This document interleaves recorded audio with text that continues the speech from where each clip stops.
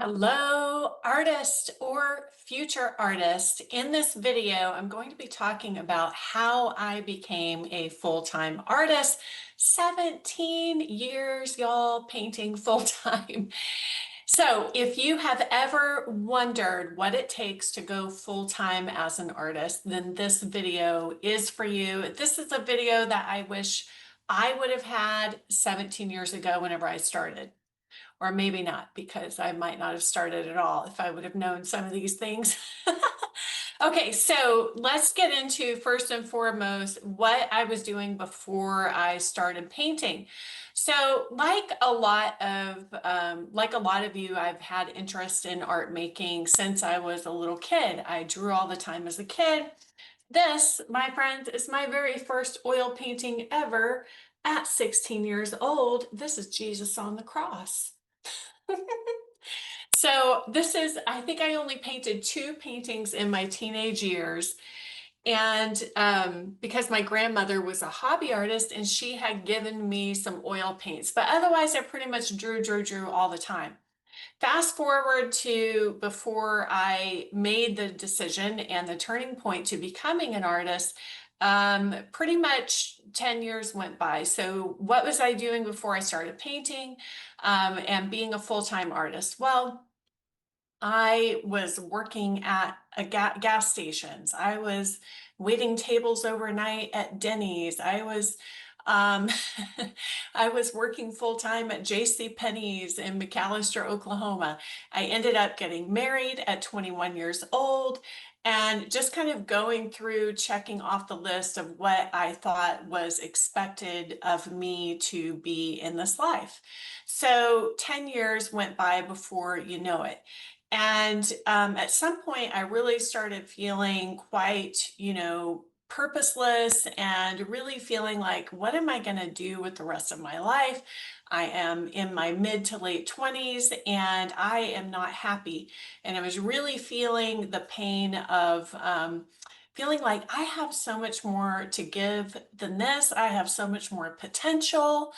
And I am not living up to that. I just believed that I was not expected to do much, and I just believed back then that it was going to be too hard for me to make a dream like becoming an artist come true for me. So what this is what led to me making the decision and really taking the leap to become a full-time artist was really just feeling like the sense of purposelessness and emptiness. Even though I was married, I was not happy in my marriage and there was a lot of problems there. I also knew that I did not want to, raise a family and be a mother. And I knew that deep down inside, even though I felt a tremendous amount of guilt and shame at the time. So there's that as well around that, okay? But really, the decision happened whenever I was faced with an opportunity to buy somebody else's business. And in that exploration process, talking with my family, talking with my mom in particular, I was trying to figure out, should I buy this woman's business? She was retiring. It was a cosmetic business. And while it did not feel very alive or inspiring or exciting to me, I felt like it would give me something to do with my life and maybe give me something I could be proud of. And this conversation and decision-making process went on for several hours until, my mom finally, looked me in the eyes and said, if you could do anything in the world, Kelly, nothing's stopping you. What is it that you would do? And I just started crying and I said, I would be an artist. Because as I showed you, obviously, there was a lot of promise there.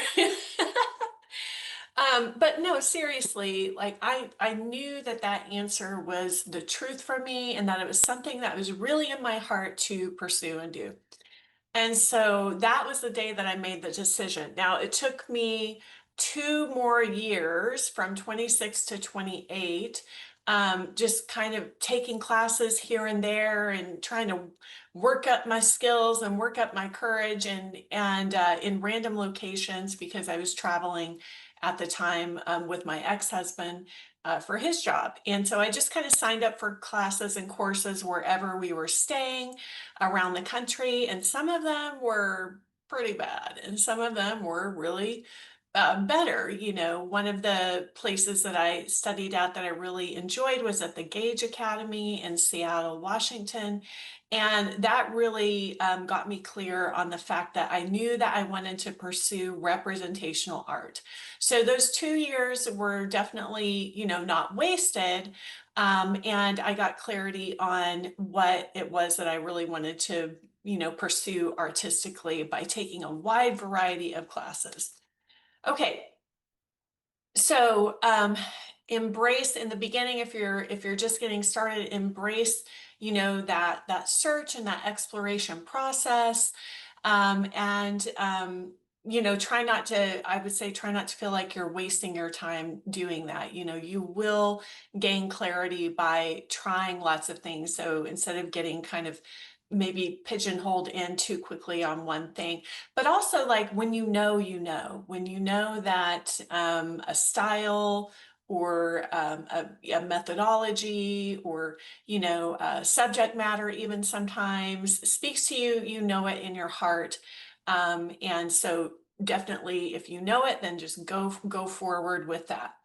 Okay, so the breakdown of my journey is a couple of years doing that, you know, taking random classes, just kind of rekindling that flame of creating because I hadn't created anything since I was 16 years old. So 10 years had just kind of like vanished, you know, in a sense.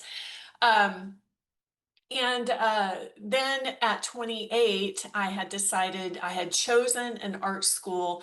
You know, and one thing I want to say here is that everybody's journey is going to be different. You do not need to go and get an art degree, okay?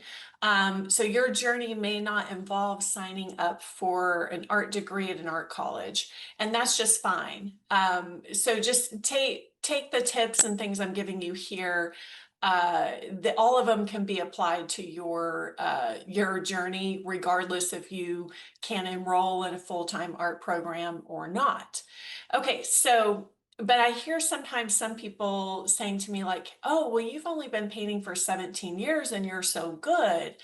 And then what I find out is like they've been painting for 30 years, but they've only been painting like 1 day a week, if that consistent, you know. So there's a really big difference between pursuing your art as a hobby and as a very casual hobby than really the full commitment of that it takes to becoming a full-time, more masterful artist. Okay, so there's a really big difference in there, and the amount of time is really not the key ingredient in terms of how many years you've been doing it. It's really all about the level of commitment and the quality and quantity of time that you are putting in to your artwork. Okay.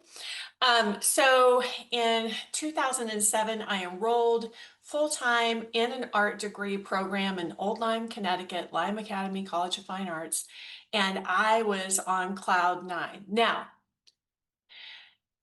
at the beginning. And then as soon as school started, it was like reality, you know, really hit. And I struggled so immensely that first year. And I struggled with, gosh, I struggled with so much like comparison to other artists who were in the program. I struggled with just frustration and boredom and just feeling totally overwhelmed and totally lost. Like this is one of our first paintings that I ever did of a simple grayscale sphere. Okay. And this was the first day of oil painting, and it was an exhilarating day. I will say that it was exhilarating for the first day, but after 3 months of doing this kind of painting, it was kind of getting a little bit boring and tedious. And I was wanting to make, beautiful, grand masterpieces. And we were doing things like this day in and day out, first year of art school. And even this was hard. So it was kind of like demoralizing that first year. And I really, really struggled. And then I saw other students who, in my mind, were just like cruising through and nailing it and not having such a difficult time. And they were 10 years younger than me. And it was super, super frustrating. And so, but I stayed committed and I continued. I finally got to a place where I got out of that comparisonitis and I just accepted. I chose to accept, to work with what I had, to be me, to give 100% to my art education, to my art practice. I knew that there was one thing that I could do that maybe not every other artist in that program could do, and that was I could be 100% fully committed and just keep going, just keep logging in that brush mileage. So by the end of the year, this was the end of year one, you guys, I'm not kidding you. This is one of these still life paintings that I did, and I will never forget this painting. It should be titled Still Life Under the Sea, Under the Sea. Okay. I knew so little about oil painting that I toned this painting in phthalo blue. And the assignment was a white on white. And I've kept all these years because it warms my heart to see this, to see how little I knew to start with and how far I've been able to come as an artist since then. So it's just always a reminder to me. Um, so even things like that, like, oh my gosh, I can't believe I toned this canvas in phthalo blue and it's a white on white study. Like, how dumb could I be? Those were the kind of thoughts that I was thinking back then. So 4 years of studying in art school was really trying, and demanding, and took so much time and energy and patience, and it really taught me so much about persistence and believing in myself, and just learning how to love myself more. Learning how to support myself more through the struggles. So it was a really great learning process, even beyond growing my skills as an artist. Um, so 4 full-time years, it was also a huge, of course, financial investment. I still have like half of that, half of that price tag is still in student loans, government student loans for me that I'm still working on paying off. So overall, it cost me over $100,000 to go to art school full time. So it was, yeah, sometimes following our heart is not always the most logical, practical thing to do, but it was the right thing for me to do. Um, so years after I graduated, years 5 and 6, I call this like the launch period. This was the launch period, me launching myself out into the world as an artist, as a full-time artist.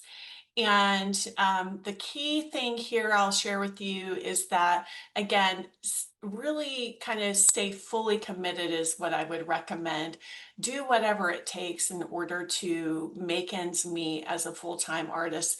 There, in the beginning, there's a lot of sacrifices that have to be made usually in the beginning as an artist. So the first 4 years was just really the foundation for me, to be able to build on. And then year 5 and 6, this was full of like a lot of tests, a lot of financial struggles, tons of financial struggles, but really also a very exciting time, scary and exciting. And in this time period, what I recommend is that you just say yes.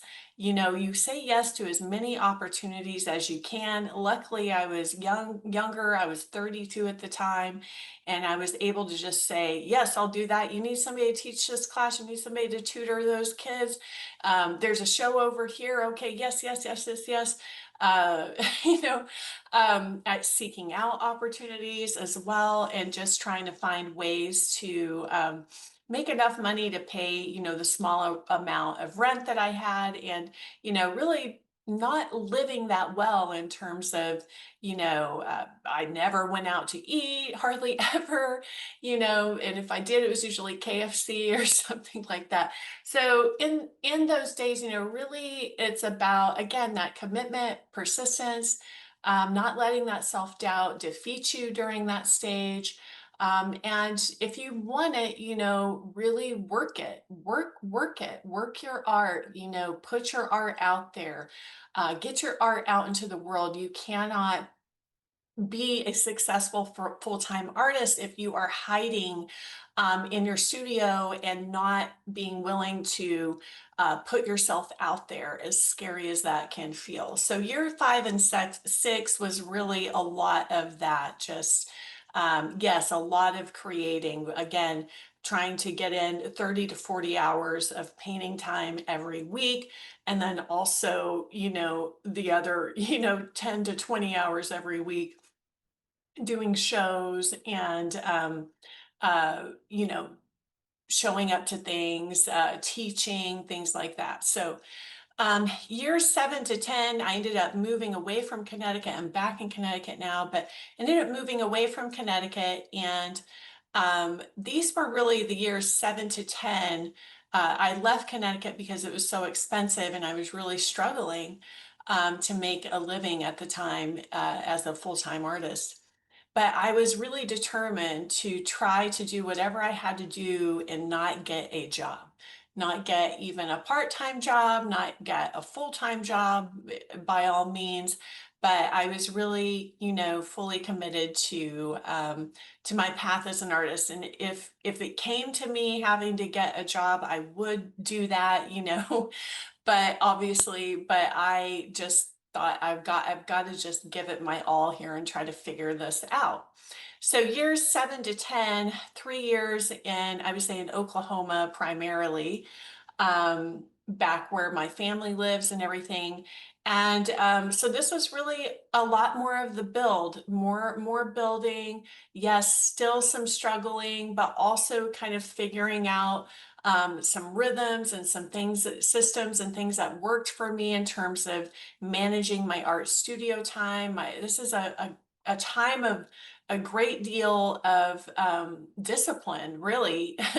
Again, discipline and determination, and still saying yes to a lot of opportunities, and also starting to learn how to create my own opportunities for myself, and still managing a lot of that kind of emotional roller coaster of self-doubt and comparison that often comes with being an artist. So, and in years 11 on up, I would say this is probably 2016 to 2017, 2018. These are really years of like, okay, everything that I did the past 11 years is starting to pay off. The resume that I've built, the awards that I've won, the money still was not very good, but the stability was increasing. And also, I was starting to come into my own as an artist and as a woman, and feeling really had all the things I had done the last 10 years. I really developed and grown a lot of confidence in myself along the way, and knew that I could trust myself and that I could, get support also from other people as well. And so from year 11 on up to now, year 17, has been more about, kind of more stabilization, more success, and more expansion, and also more creative fulfillment and growth. So I would say around year 10 was really when I felt like full-time painting. Year 10 was really when I felt like I started to come into my own and kind of reach more of a level of masterful skill in my artwork. And then also, this whole time I was teaching a lot. I probably My preference was to teach at part-time, mostly through my own independent classes. So anyway, so that also contributed to me growing so much as an artist, because when you teach somebody else how to do something, you grow yourself and it helps you a great deal, right? So here are the things that I wish I knew back then that I want to share with you.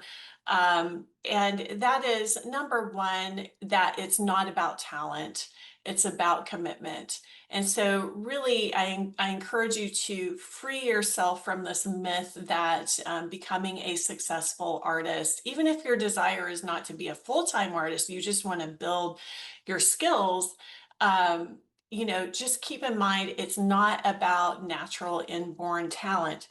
Okay, can we just remember Jesus? Or under the sea. Still like painting? Okay. There was not a ton of natural inherent ability and talent there. There was, however, a very strong desire and a strong commitment on my part to commitment to myself. So keep that in mind. That is so much more important than talent. There's so many artists that I knew of that were so much more talented than I was, that are just not doing art anymore. They just didn't have whatever, the get up and go, the, you want to call it grit, you want to call it commitment, what, I think it's commitment, persistence, to keep going, to keep that fire burning.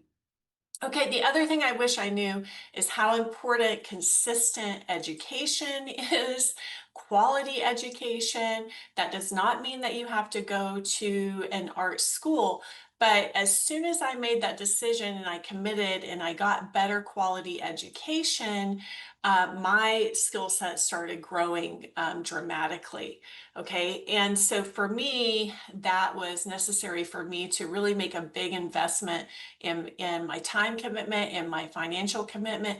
Because I was so financially committed to the degree granting program, I was like, oh my gosh, if I quit on this now, then I'm still going to walk away with $50,000 in debt and not have saw this thing through, and not have um, and not have a degree, and not know like what 2 more years of committing to my artwork would have created for me in my life, right?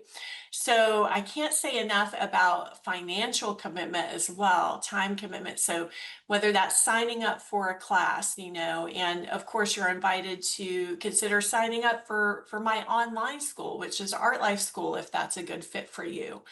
But there really is something to paying for something and committing yourself to time, because otherwise it tends to be much easier for us not to be able to change our lifestyle, change our habits, change our behaviors and our belief systems, um, and give into, oh, I don't feel like it today. I don't want to do it today. This is too hard. It just becomes so much easier to quit whenever we don't have something kind of externally driving us to stay committed. And community is a huge part of that too. You've got to have some cheerleaders in your court that believe in you, some coaches, some mentors, people who are going to call you on your BS, call you on your shit and your self-doubt and your comparison, your analysis paralysis, your perfectionism. You've got to have people who are going to call you on that stuff and encourage you in a truthful yet loving way, like, hey, you got this, keep going, keep working, and also celebrate you whenever you have success, because there's so much like competition in the art world. There is so much jealousy, unfortunately, that ends up happening, and envy, and little jabs and stabs and backstabbing remarks. So you want to make sure that you have at least a very small handful, if not a larger circle, of people that you can trust, that wants the best for you. Okay, number three, what I wish I knew back then is that business skills would eventually matter. So in order for me to really get beyond those years of struggle financially, and look, listen, this only applies if you really do want to be a self-supporting full-time artist. If that's not your thing, don't worry about it. Like just do it for the joy of it, and but be fully committed because you're fully committed to your own joy and your own personal fulfillment and growth, right? But if you do want to be a full-time artist, then business skills do matter, right? So learning how to market your work, learning how to sell your work, learning how to talk about it, learning how to operate your own business and all of that really does matter. And when I made the decision in 2017 to really start focusing on that, that's really whenever I grew so much more stability in my financial well-being and like broke through this idea that, oh, like you can't have if you're an artist, then you're just gonna struggle financially for the rest of your life and you can't have steady income. That too is BS. Like you can believe that if you want to, but why would you want to? For me, I needed to be able to wanted to be able to support myself as a full-time artist and just, also not be like at a poverty level or below, which I had been at, which in the beginning was fine, but after 10 years, it's like, okay, um, you know, I can't live at poverty level income for the rest of my life, so something here has got to change. I either have to go supply for myself financially in some other way and just do my art just for the love of it, or I've got to see, and my choice was like, there's got to be a way for me to figure out how to make my art business financially more stable and more successful. So that's what I learned. So if you have found this video valuable, and I hope you did, I invite you to subscribe to the channel. Also, leave any questions that you have for me down below. This is kind of a general overview of the whole journey. So you can ask me anything, and I might even make a video on that question. So take advantage of that. So like and subscribe, share with anybody that you think needs to hear this today. And if you got inspiration from this video, then be sure to check out the next video that I have for you here, synced up on this video. It's somewhere down below, I believe here. So check that out, because if this one really lit your fire, then the next one is just going to fan the flames even more. All right, everybody, I'm wishing you so much joy and success and happy painting on your journey. Bye for now.